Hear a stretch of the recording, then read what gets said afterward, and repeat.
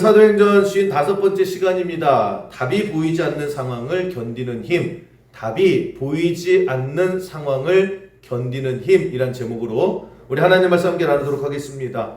오늘 사도행전 18장입니다. 사도행전 18장은 바울이 고린도에서 전도했을 때의 이야기를 다루고 있습니다. 고린도에서 참 고생 많이 했습니다. 어려움 많이 겪었고, 근데 그 어려움과 고생의 수준이 다릅니다. 우리가 다른 곳에서 바울이 갔을 때는 어려움이라고 하는 것이 핍박이었어요. 방해였어요. 너 예수 전하지 마. 너 사람들 모아서 얘기하지 마. 그러면서 깡패까지 동원하는 그런 박해가 있었다라고 하면, 고린도는 좀 다른 방향의 어려움이 있었습니다.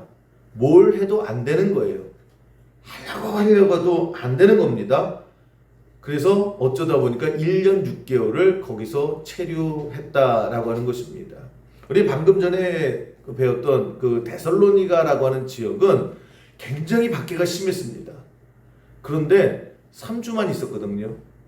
그 3주 동안에 엄청난 성령의 역사가 일어나더라는 겁니다. 말씀 전할 때에 뻥뻥 터지는 거예요. 여기저기서 회개의 역사가 일어나고 성령의 역사가 일어나고 교회가 세워지고, 그것이 불과 3주 만에 일어났습니다. 반면에 그렇게 좋았지요. 그렇게 은혜로웠지요. 그리고 고린도에 왔습니다. 그런데 아무래도 안 되는 거예요. 더 사람 답답하는 게 뭐냐? 여기는 방해도 안 해요. 여기는 하지 말라는 말도 안 해요. 하고 싶으면 하라는 거예요. 마음껏 하려면 하라는 거예요. 그런데 1년 6개월 동안에 아무런 열매가 맺혀지지 않더라고 하는 것입니다. 이 고린도 여기가 당시에 굉장히 상업적으로 발달한 도시였습니다. 그러니까 여기는 거지가 없어요. 가난한 사람이 없어요. 밥 못 먹는 사람이 없을 정도로 참 부유한 도시였습니다. 그러다 보니까 영적으로 굉장히 타락한 도시였다, 이렇게 평가를 합니다.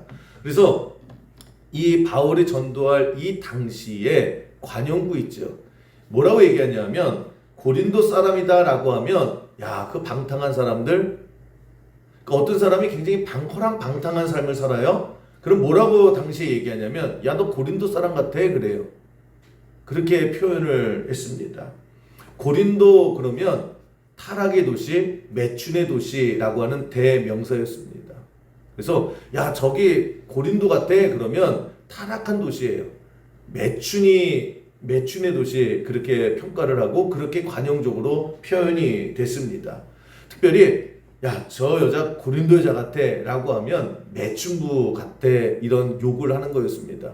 그럴 정도로 고린도라고 하는 도시가 물질은 풍부했는데 그 풍부한 만큼 타락하고 방탕한 도시가 고린도였다라고 하는 것입니다. 이 고린도의 가장 중심에 신전이 있었습니다. 그게 아프로디테 신전이었는데, 이 아프로디테가 그 로마어로 바꾸면 비너스예요. 우리 비너스, 미의 상징, 미의 여신 비너스 있죠. 이 고린도의 여신이었습니다. 그래서 이 아프로디테 신전이 이 비너스를 섬기는 그런 신전이었습니다. 그런데 당시의 그림을 봐도 그래요. 비너스가 옷을 하나도 안 입고 있습니다. 거기서 의미하는 게 뭐냐? 당시의 문헌들을 보면 비너스에서 신전이에요. 신전, 비너스 신전, 아프로디테 이 신전이었는데, 이 신전이면 신의 때 예배하잖아요. 우리 교회도 하나님을 예배하듯이 신전은 그 신을 모시는 겁니다. 그런데 거기에 가면 제사장도 있어요. 근데 아프로디테 신전의 제사장은 다 여자입니다. 여자가 와서 예배를 하는 게 뭐냐? 사람들이, 남자들이 줄을 서요. 예배하러 왔는데요 라고 하면 방들이 다 있어요. 신전 안에 방들이 있습니다. 그리고 그 여자 제사장이라고 하는 사람들이 매춘행위를 해요. 그러니까 이 사람들은 뭐냐면, 이 아프로디테의 신에게 드리는 예배가 뭐냐? 매춘이에요. 성행이에요. 그래서 나 예배할게 라고 하면 매춘하러 가는 거예요. 그게 신전 안에서 당연하게 이럴 만큼 그렇게 타락하고 방탕하고 향락했던 도시가 바로 고린도였다라고 하는 것입니다. 바울이 이런 풍토가 있는 고린도에 갔더니 방해는 없어요. 관심도 없어요, 그 대신. 그리고 그런 풍토 속에 아무리 전도를 해도 사람들이 듣지를 않더라고 하는 것입니다. 그러니까 힘 빠지는 거예요. 그래서 6절 같은 거 보면 당시 바울의 심정을 이렇게 설명을 합니다. 그들이 대적하여 비방하거늘 바울이 옷을 털면서 그 신발 탁탁 털고 옷 탁탁 터는 거 있죠. 그거는 2000년 전이나 지금이나 마찬가지예요. 탁 터는 거, 옷 터는 거예요. 그리고 니네 알아서 해. 정 떨어졌다는 거죠. 야, 할 만큼 했는데 아니면 말어 라고 하면서 너의 피가 너의 머리를 돌아갈 것이요 나는 깨끗하니라. 이후에는 이방인으로 가리라. 나 이제 아이고 그만할랜다. 뭐 이렇게 마음이 상해서요. 못 털고 나 집 살 거야 이제.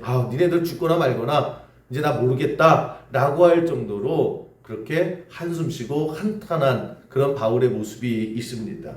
그러니까 하나님께서 또 위로하시는 장면이 곧바로 나와요. 9절 보면 밤에 주께서 환상 가운데 바울에게 말씀하시되 두려워하지 말며 침묵하지 말고 말하라. 자나 끝까지 한번 해봐.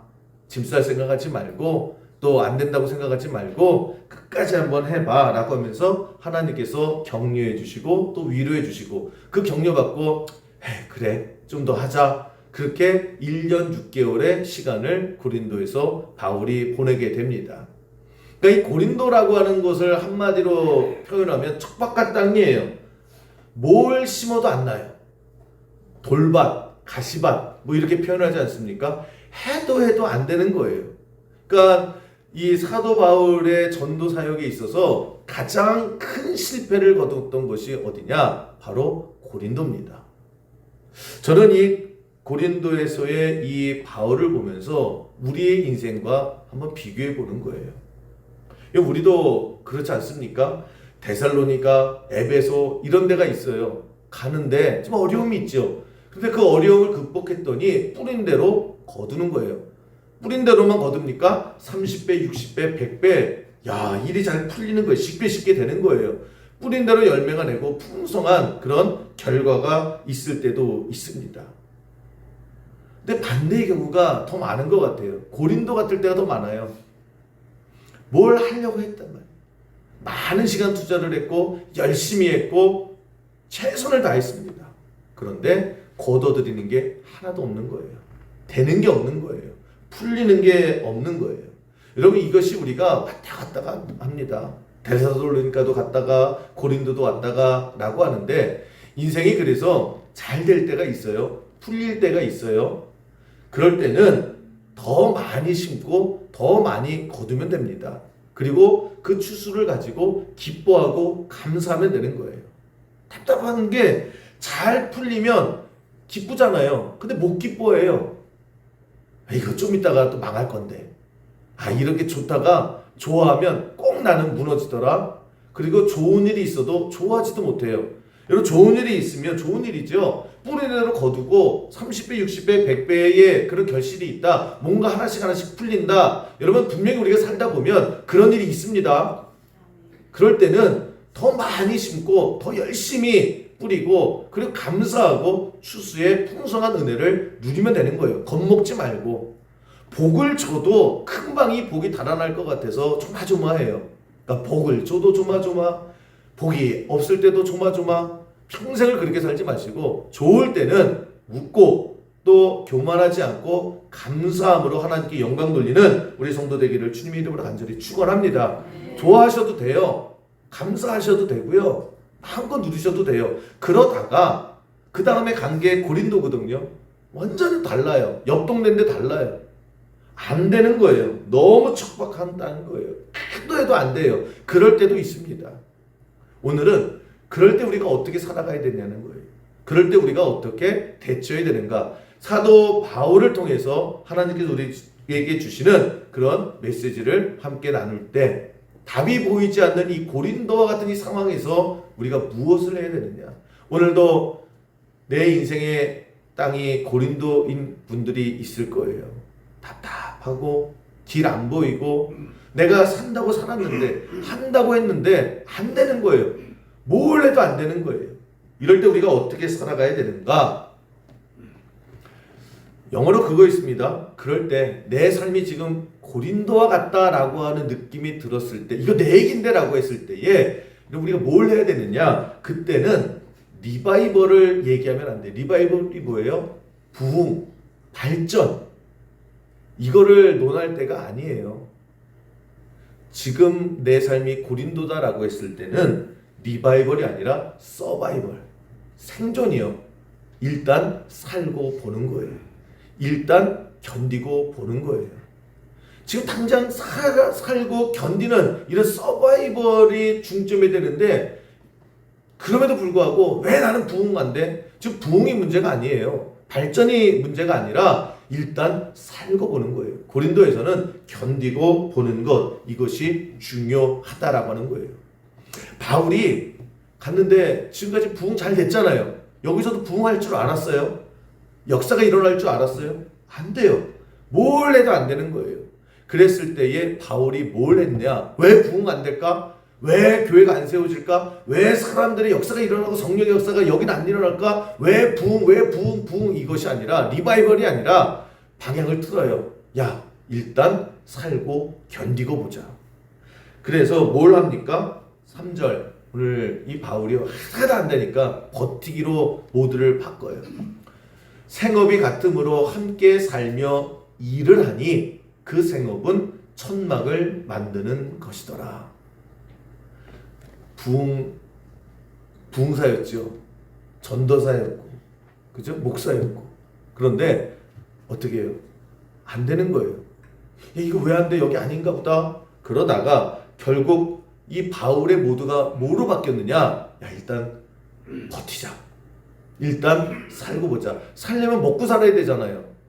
그 먹고 사는 문제 어떻게 돼요? 천막 만드는 기술 배워서요. 그거 가지고 고린도에서 1년 6개월을 버티며 살았다라고 하는 것입니다. 여러분, 우리가 안 될 때, 막혀 있을 때, 척박한 땅일 때, 심은 대로 거두지 못할 때, 이 바울을 통해서 우리에게 주신 메시지가 그거예요. 일단 살고 보세요. 일단 버텨보세요. 일단 견뎌야 된다라고 하는 것입니다. 왜 그러느냐? 왜 버텨야 되는데요? 여러분, 우리가 늘 하나님과 동행하는 인생이에요. 우리 인생에 우연은 없습니다. 하나님께서 여기로 인도하신 거예요. 바울이 왜 버텼느냐? 하나님께서 고린도로, 지금까지도 마찬가지고 이 고린도도 하나님께서 여기까지 인도해 주셨다라고 하는 확신이 있었어요. 내가 바람 타고 세월을 따라 여기까지 어쩌다 온 게 아니라 내 인생의 주관을 하나님이 하신다.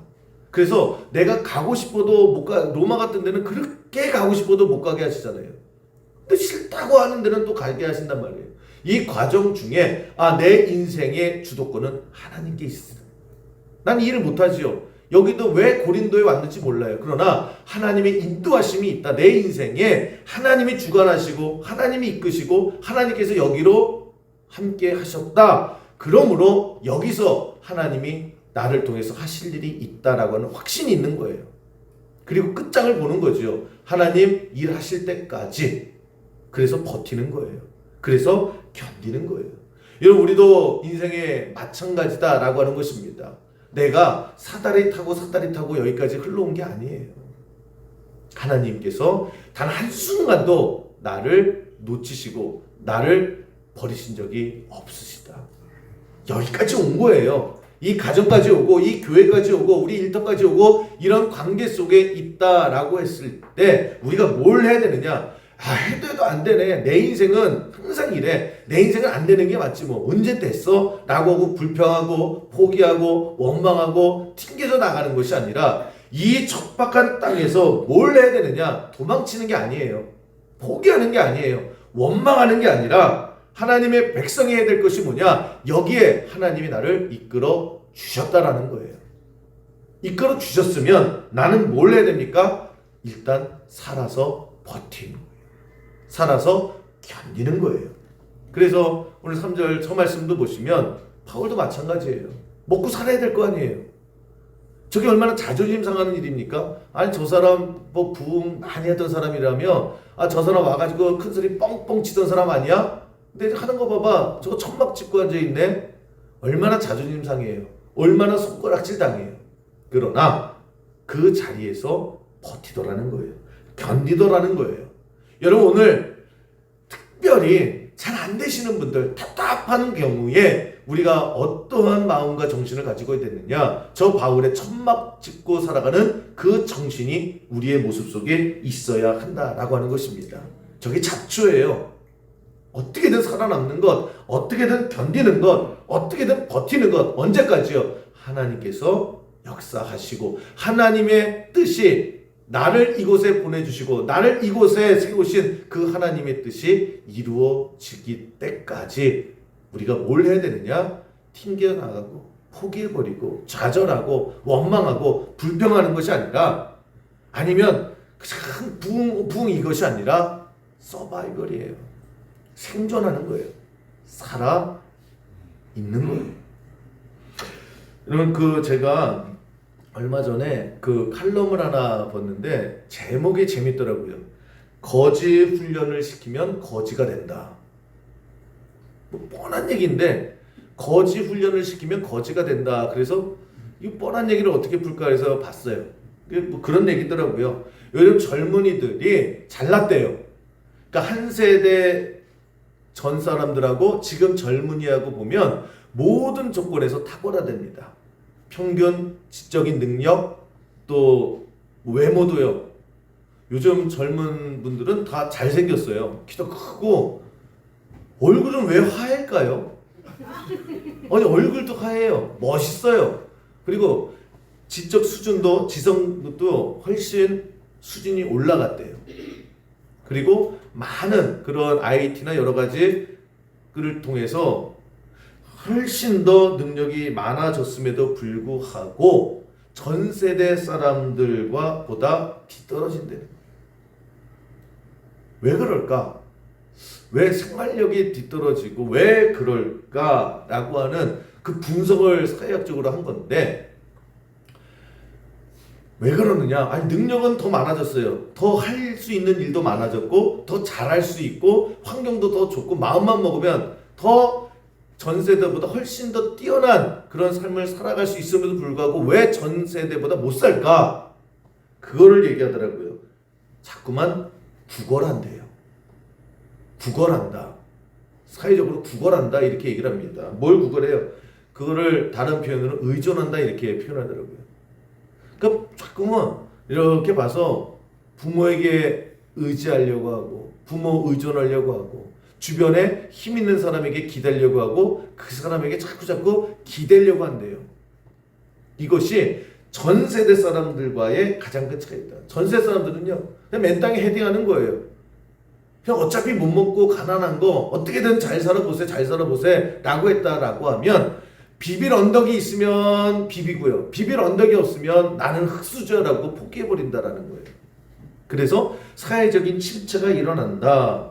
그러면서 자기가 할 수 있대요. 있는데 안 한대요. 있는데 못한다 이렇게 얘기를 합니다. 그러면서 더 부모 의존 쪽이 되고 더 사회 의존 쪽이 된다 이렇게 표현을 합니다. 그런데 거기서 왜 이렇게 됐느냐? 부모가 자녀를 의존하게 만들어 버리더라는 거예요. 일로와 그리고 도와줄게 그러고, 자식을 도와줄 수 있으면 인생을 성공한 것으로 하고, 그래서 자식을 망치는 게 누구냐? 결국 부모와 주변에 힘 있는 사람들이다 이렇게 얘기를 합니다. 그래서 도와주는 게 아니라 구걸하게 만드는 것이다. 그래서 결국 도와주는 것이 아니라 살리는 것이 아니라 결국에 가서는 죽이는 것이다 이렇게 설명을 합니다. 상당히 일리가 있는 이런 말이다 이렇게 생각을 합니다. 그럼 제가 그 글을 쭉 읽으면서 뭐가 생각났냐면 누에고치가 생각나는 거예요. 우리 많이 하는 예화 있지 않습니까? 누에고치가 있어요. 이 누에가 껍데기가 있죠. 이 껍데기를 뚫고 나왔을 때 나비가 되든 나방이 되든 하는 거예요. 그런데 이걸 이제 관찰을 해보면 최소한 이 누에가 그 껍데기를 뚫고 나오는 데는 아무리 빨라도 12시간 안에는 못 뚫고 나온대요. 그 12시간 동안요 이 안에 꾹꾹꾹꾹 하면서 막 이렇게 지지고 볶고 해야 된다라는 거예요. 사람이 딱 보니까 그냥 불쌍하잖아요. 그냥 껍적껍적하니까. 그래서 아주 핀셋 같은 거로요 살짝 구멍을 내준대요. 그러면 이 구멍을 틈타서 이렇게 삐죽고 하면은 쉽게 열리지 않습니까? 그런데 그렇게 해서 틈을 내주고 도와주는 이 누에가 나와서 나비가 되던 나방이 되면 100%래요. 절대 날지 못하고 비실비실거리다가 죽는데요. 그 오랜 세월에 그 누에가 돼가지고 그렇게 오래 기다리다가 이해가 안 가잖아요. 아니 우리가 보기에는 저거 안 뚫리는 저 껍질 벗기다가 죽을 것 같은데 아니라는 거예요. 하나님께서 다 만드신 이유가 있는 거지요. 그거를 몸부림치면서 12시간에서 24시간 동안 몸서리치면서 뚫고 나왔을 때 그때 날개의 근육이 완성이 된다는 거예요. 굉장히 중요하답니다. 그때 이게 뚫고 나와야 살 수 있는 거예요. 지가 뚫고 나와야 날개짓을 할 수 있다 이렇게 얘기를 합니다. 그런데 그걸 자꾸만 조금만 도와주고 쉽지요. 정말 나는 도와주지요. 그런데 그게 도와주는 것이 아니라 결국 다 망쳐버리게 되고 나비를 죽이게 되더라고 하는 것입니다. 하나님께서 우리를 고린도로 보내실 수도 있고요. 우리를 첩첩이 껍질을 꽉 쌓여서 꼼짝도 못하실 때도 있어요. 그럴 때 버티고 그럴 때 뚫고 우리가 할 줄 아는 그런 모습이 반드시 있어야 한다라고 하는 것입니다. 여러분 오늘 우리가 사는 게 참 힘들고 어렵고 지치고 그냥 길이 없어요. 근데 하나님께서 그것을 그냥 내버려 두신단 말이에요. 우리는 막 관장하겠지요. 답답해요. 아니 하나님 안 보이세요? 내가 이렇게 힘든 거, 내가 이렇게 곡소리 나는 거, 내 이렇게 물압통이 터지는 이 상황, 이 고린도 같은 이 척박한 상황이 안 보이세요? 왜 안 보이시겠어요? 그러나 하나님께서 버텨, 발버둥 쳐 라고 하신다는 겁니다. 여러분 오늘도 우리가 힘든 이 뻔한 상황 속에서 하나님께서 나에게 기대하시는 모습이 무엇일까? 아니 하나님 나 몰라요. 아니 나 이제 안 해요. 나 이제 하나님도 모르고 나 시험 들었어요. 나 다 땜빵이 칠 거예요. 어차피 사는 길에 나는만 이렇게 힘들어요. 그 모습을 기대하실까요? 아니면 그냥 두리번 누가 나 좀 도와줄 사람 없나? 왜 나는 도와줄 사람이 없을까? 왜 나는 비빌 언덕이 없을까? 그러면서 한탄하는 것을 원하실까? 아니에요. 그래서 핏두성이라도 살아라 이런 말씀을 하시잖아요. 버티라는 거예요. 살아남으라는 거예요. 그 과정을 거쳐서 하나님께서 반드시 강력한 날개짓을 할 수 있는 하나님의 신실한 백성으로 우리를 세워주실 줄 믿습니다. 이게 바울의 마음이었다라는 거예요. 바울도 오락가락했어요. 짐서 들고 눈 탁탁 털면서 나 이제 간다. 그럴 때 하나님께서 있어봐. 계속해서 설득시켜 주시죠. 이해시켜 주시고 그 마음을 붙들어 주시더라는 거예요. 여러분 우리가 지금 해야 될 게 뭐냐? 그냥 버티세요. 안 되는 걸 어떻게 해요? 그러나 버틸 수는 있잖아요. 견딜 수는 있잖아요. 튕겨져 나가지 않을 수는 있잖아요. 그 근본은 뭐냐? 하나님이 지금 나와 함께 여기까지 오셨다라는 거예요. 내가 재수가 없어서 내가 지금까지 잘못 살아서 내가 사다리를 잘못 따서 이 모양 이 꼴이 된 게 아니라 여기에도 하나님이 이끄심이 반드시 있었다라는 거예요. 바울을 고린도로 보내주셨듯이. 그럼 뭘 원하시느냐? 그럼에도 불구하고 버티는 거예요. 할 수 있는 게 버티는 것밖에 없으면 버티는 거예요. 그 미국에서 가장 인기 있는 스포츠는 미식축구입니다.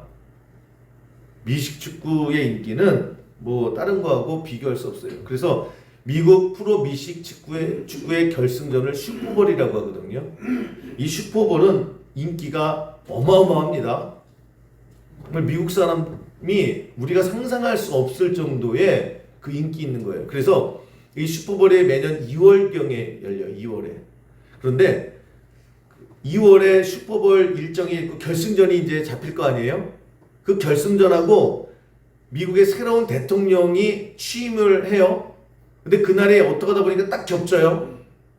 그러면 뭘 연기해야 돼요? 네? 우리나라에서 대통령 연기해요. 우리 축구 경기 하니까 그러지 못하잖아요. 그런데 미국은 물어보나 마나해.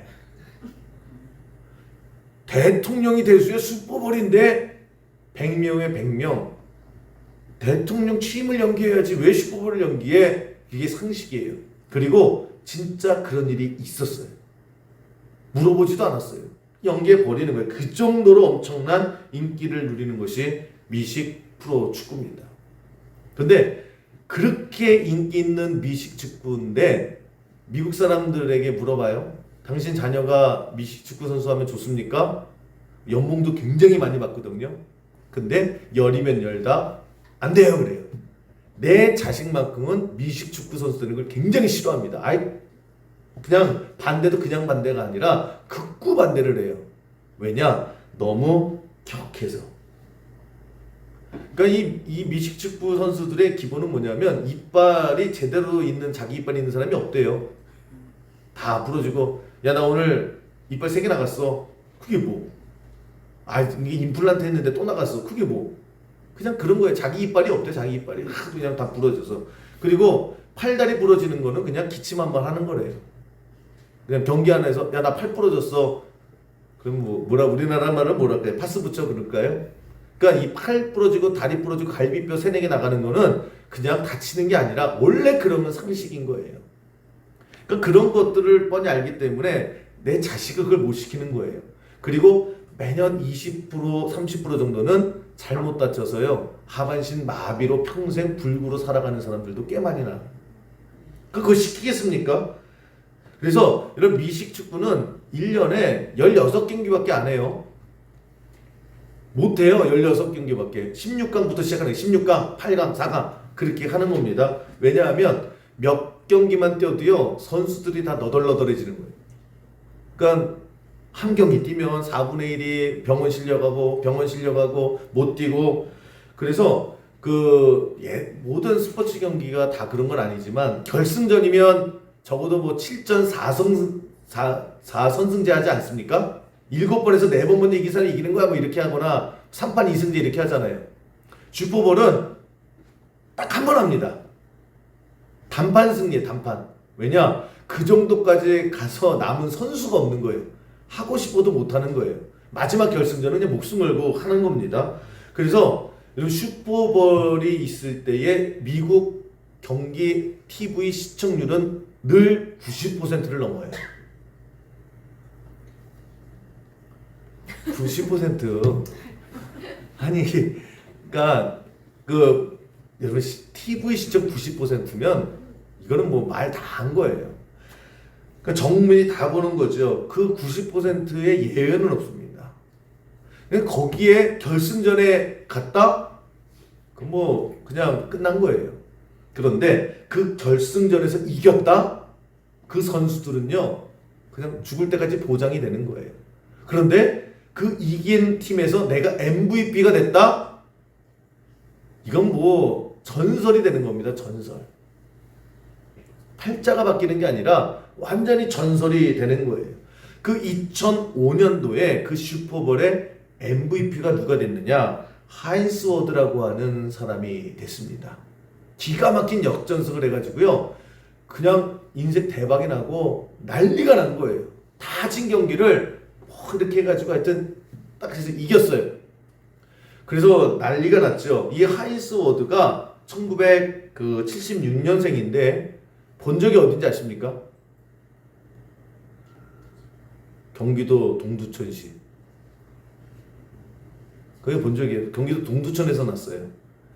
그 아버지가 주한 미군 군인이었습니다. 동두천에서. 어머니 김영희 씨하고 이제 만나서 결혼해서 난 자녀예요. 혼혈인입니다. 그리고 이제 2년 의무 복무가 끝나고 이제 다시 미국으로 건너갔어요. 근데 가자마자 문화적인 그 성격인 차이로 이 아버지 어머니가 이혼을 합니다. 가자마자. 근데 이 어머니가 못 키우잖아요. 영어도 못하고 낯선 환경 속에.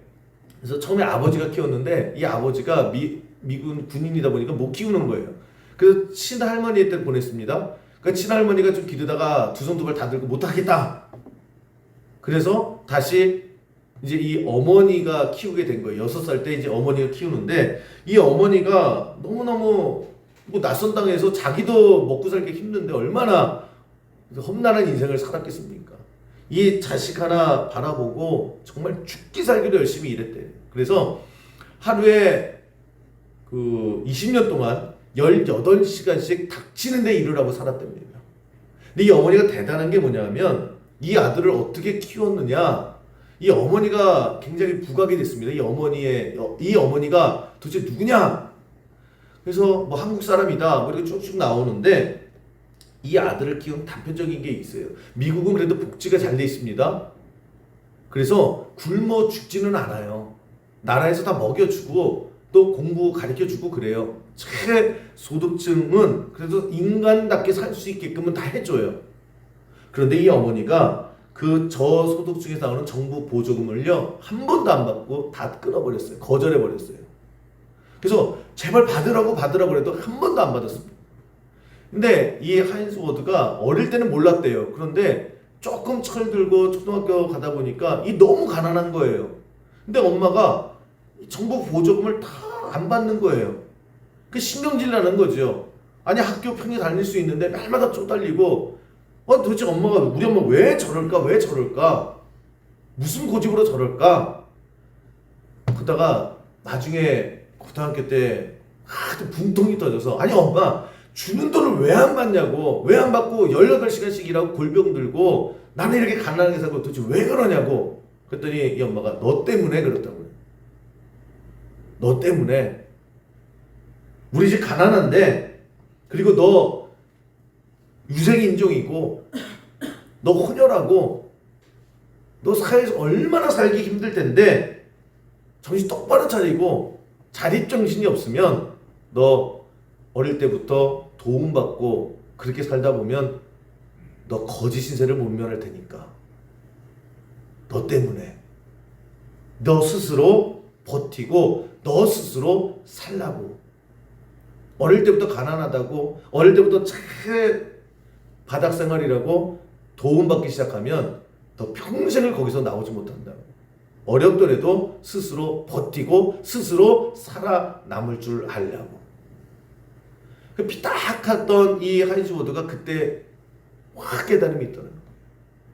그래서 늦게 미식축구를 시작을 했습니다. 근데 달랐어요. 그 하인즈 워드가 키가 185에 몸무게가 100kg였답니다. 그때에. 둥치 좋은 거죠?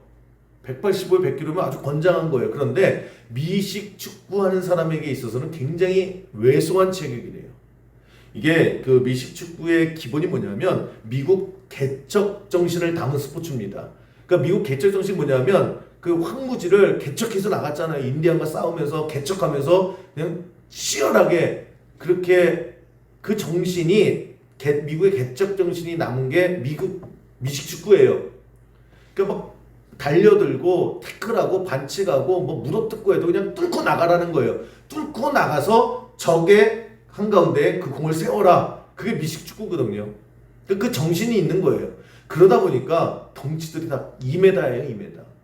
거기에 키가 185밖에 안 되니까 굉장히 왜소한 거죠. 100kg밖에 안 되니까 뽕뽕 나가 떨어지는 거예요. 그러니까 미식 축구를 시작하는데 사람들에게 주목을 못 받아요. 그러다가 펜실베니아 피츠버그의 팀에 마지막으로 후보의 신고 선수로 결국 들어갑니다. 괜시리 들어갔어요. 기적적으로. 근데도 그냥 볼보이만 시키고요. 아무도 관심을 안 가져주고 그냥 주전자 날르고 볼 나누고 그냥 그 용도로 뽑은 거예요. 잔심부름 하라고. 답이 안 보이지 않습니까? 왜소하지요. 유색인종이지요. 혼혈하지요. 체격도 좋지 않지요. 제대로 배운 것도 없지요. 그런데 거기서 버티고 버텼대요.